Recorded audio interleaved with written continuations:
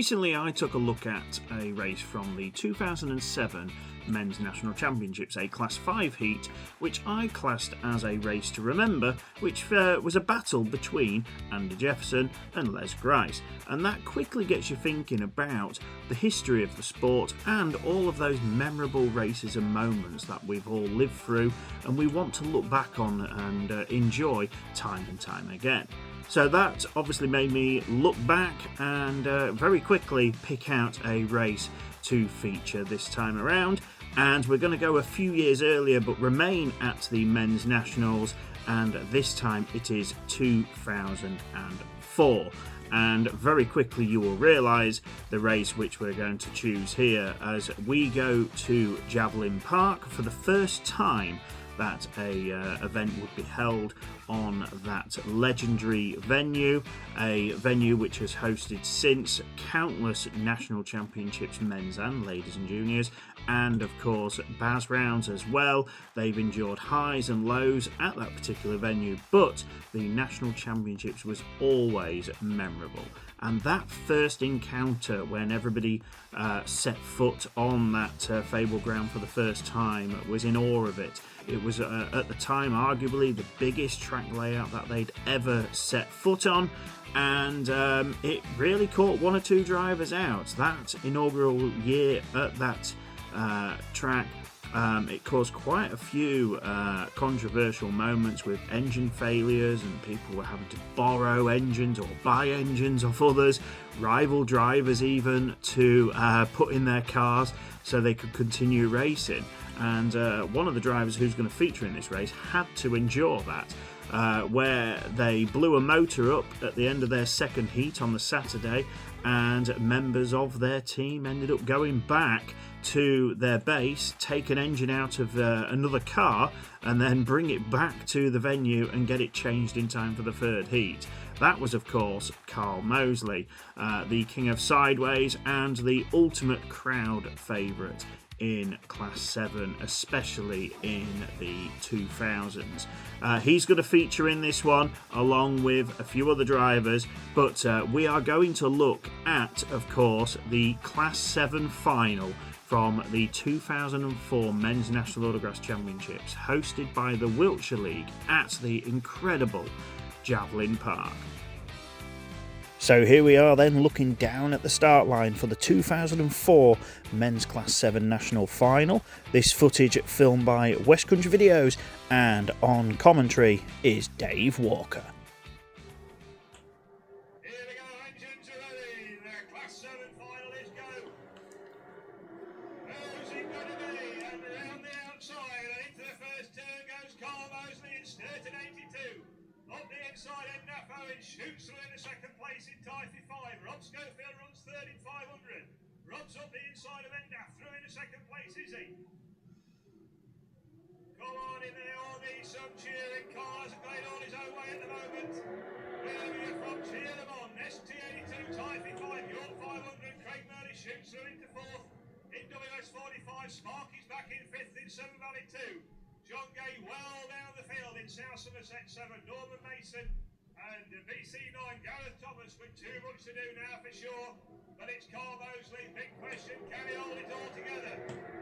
Absolutely awesome, brand new ST82 in its second ever race meeting here, leading the Nationals final, not beaten so far this car, 100% record. Norman spun a back tyre off the PhD 137, his race seemingly run. Gareth also pretty well given up. Around the start gate turn, ST82, Carl's on his way.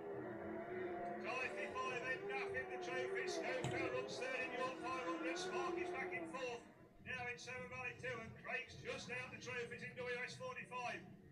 And he just leads his teammate John Gay in South Somerset 7. But they're passing the back marker, Gareth Thomas once more. And can anybody catch Carl Moseley?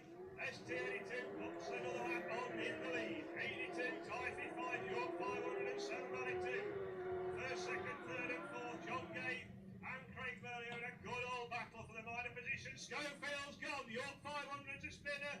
So Sparky's up to third. Craig Murray runs in fourth place in WS 45. For no change in the lead as Carl Moseley once again. Red flags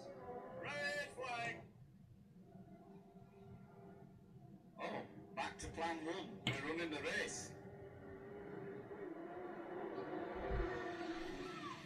Go back into the Class 7 final. The Dragon Raceway 7s are up and go again, and all go apart from Rob Schofield. Carl Mosley's gone at the back of the field, the ST82 car.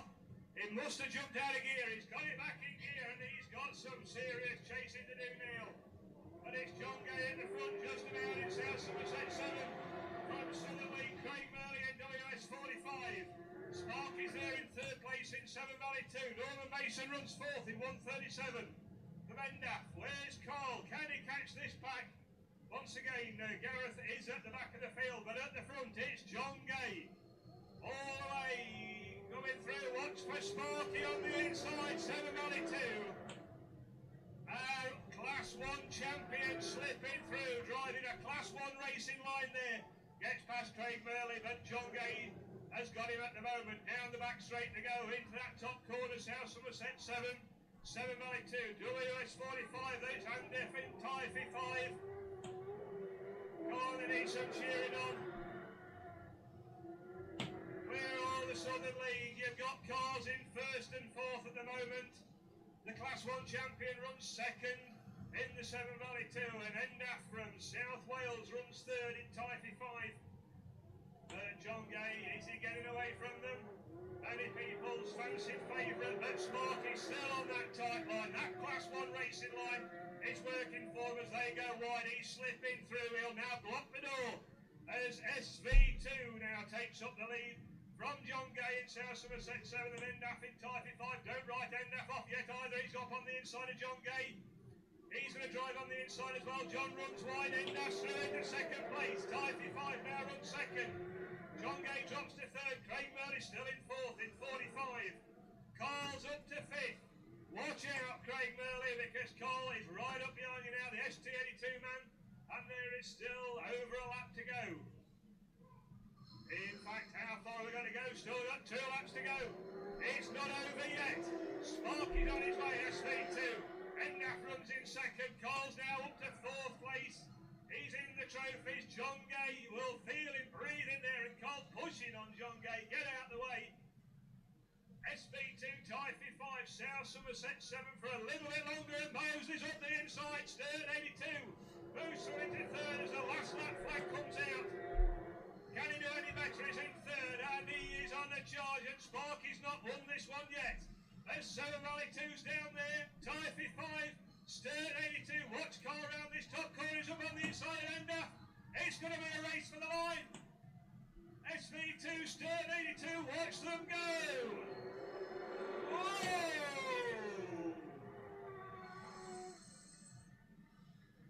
Whoa, what a race that was. Oh, dear, does racing come any better? Those that said Class 7's got a little bit dull of late, you better get rethinking. But congratulations to our Class 1 champion and now Class 7 champion, Mark Griffiths. All you can say to that is wow. Even 21 years later, it still makes the hairs on your arms stand, and it builds you with that excitement, doesn't it? Of what an incredible race. Let's just take a look back at it piece by piece through both the original run and that memorable race which followed. So here we go then, as the Sevens leave the line. A mixed break for some of them, a wheelie from Mark Griffiths heading into turn 1, but Carl Mosley then gets the whole shot from that outside start grid to lead through the opening turns, with Endaf Owens in the growler, moving up into an early second ahead of Rob Schofield and Griffiths.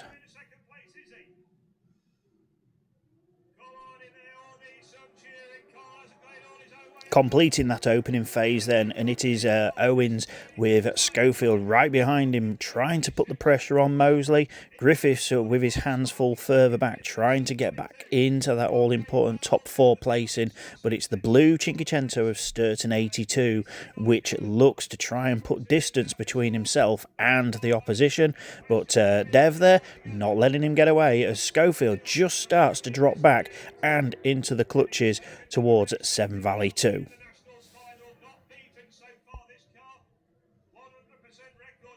spun a back tyre off the PhD 137. His race seemingly run. Gareth also pretty well given up. Around the start gate turn, ST82 Cole's on his way. Typhy 5 Endaf in the trophy. Schofield runs third in York 500. Sparky's back in fourth.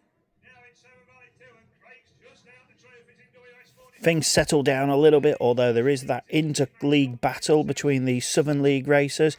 But up front, as Moseley puts a lap on the struggling tail-enders, it remains as you are with the top three, in fact top four, with that battle going on outside of the trophies as they look to complete one lap and start another.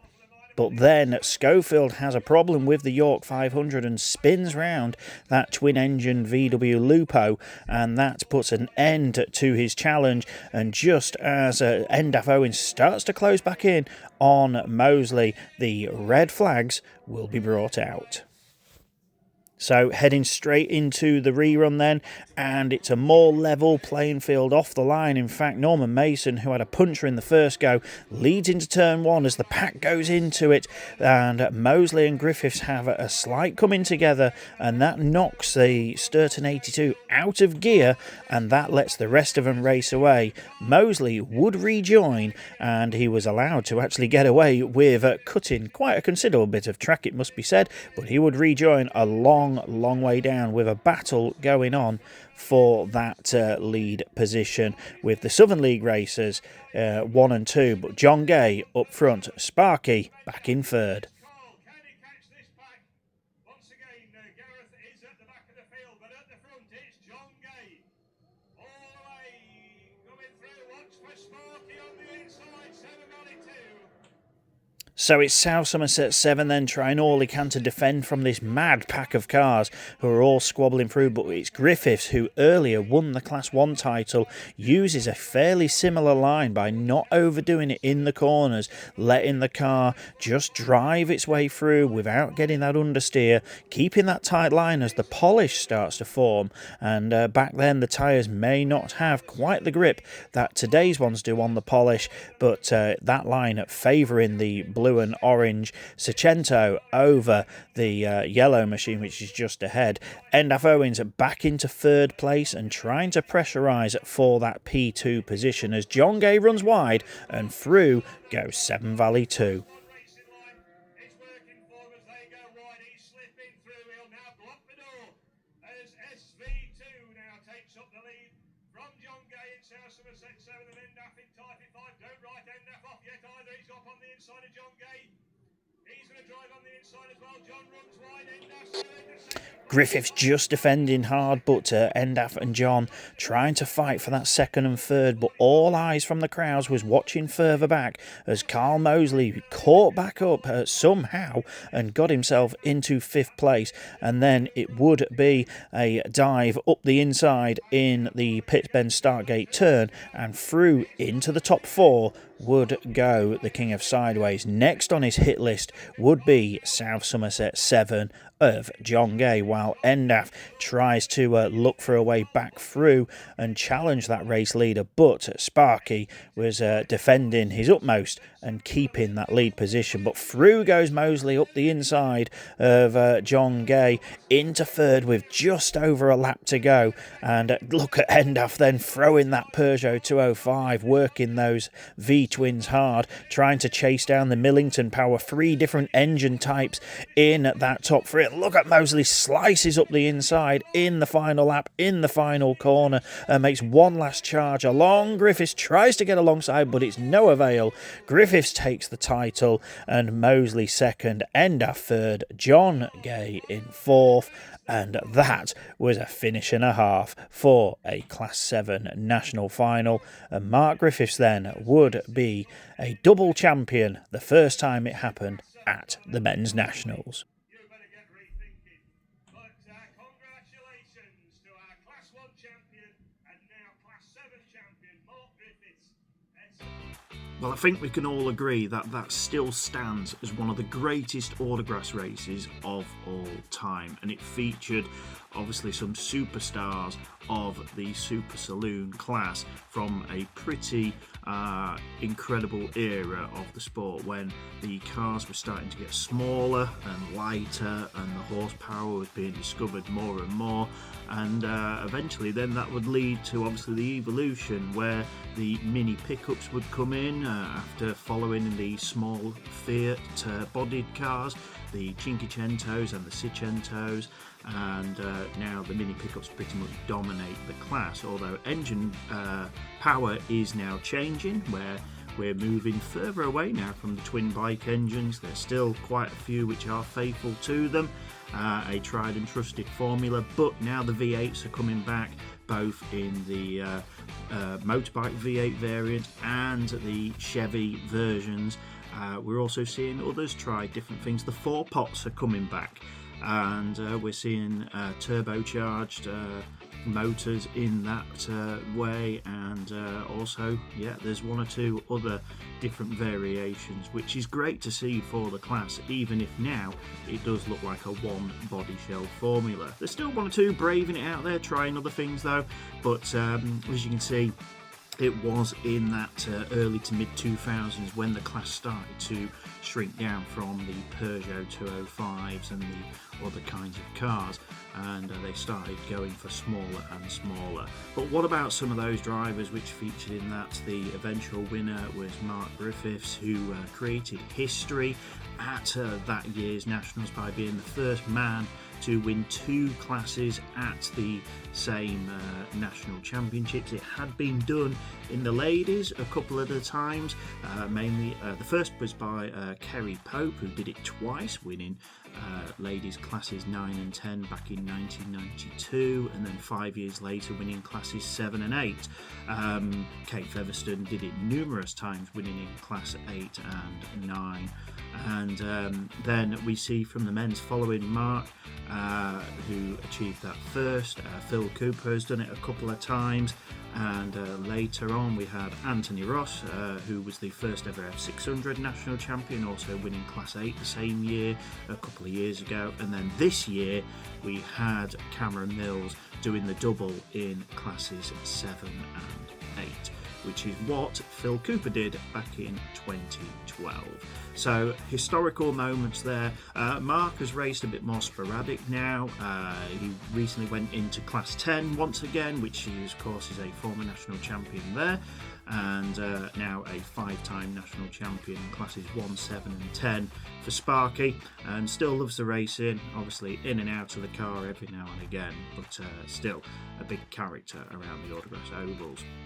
Carl Mosley, who very close to winning that one, just missed out, would actually get a bit of revenge the following year and win the title in 2005, his second national title. And despite not racing in Autograss circles that much now, he's taken a return to the Brisker Formula 1 stock cars, and is obviously trying his hand once again at there, and getting up into the mix of things in that brutal F1 stock car formula. But Carl remains an ever popular character, and I'm sure the crowds would love to see him have one more go at the Autograss Ovals before he maybe decides to call it a day. Somebody who's very much not calling it a day in race cars, but for the time being in Autograss, is Endaf Owens.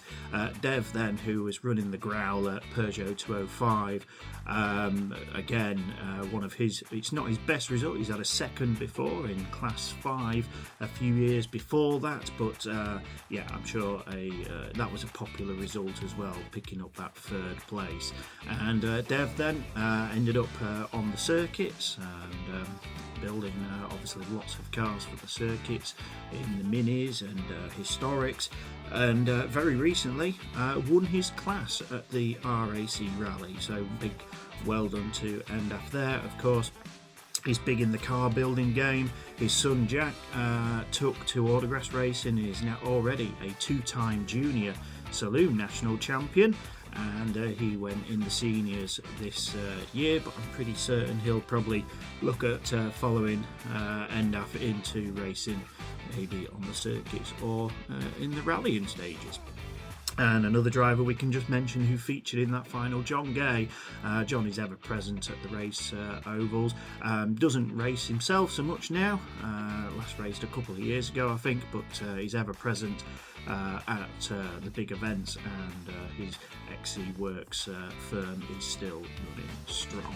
So a race which obviously wouldn't have been what it would be without all of those drivers, including John again. He would actually win the Class 7 national title in 2010 to add to his 1996 Class 10 triumph. Yeah, a star lineup. There were other drivers in there as well, but yeah, certainly a race to remember.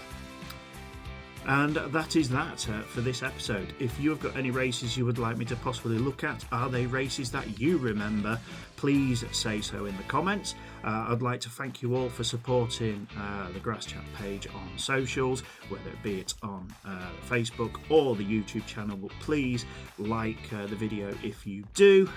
Please comment and interact, as it really helps out. And subscribe to the channel if you haven't already, and click on the notification bell, and then you won't miss out on any other videos that I upload. There are more in the planning, and not just races to remember, but maybe one or two other things if I get round to doing it during the off season for racing, but it's certainly not a quiet time for me at the moment. But yeah, please support where you can. It is much appreciated. So that is it for now. Thank you very much, everybody. I hope you've enjoyed the video, and please join me once again as we look and see if we can find any more races to remember.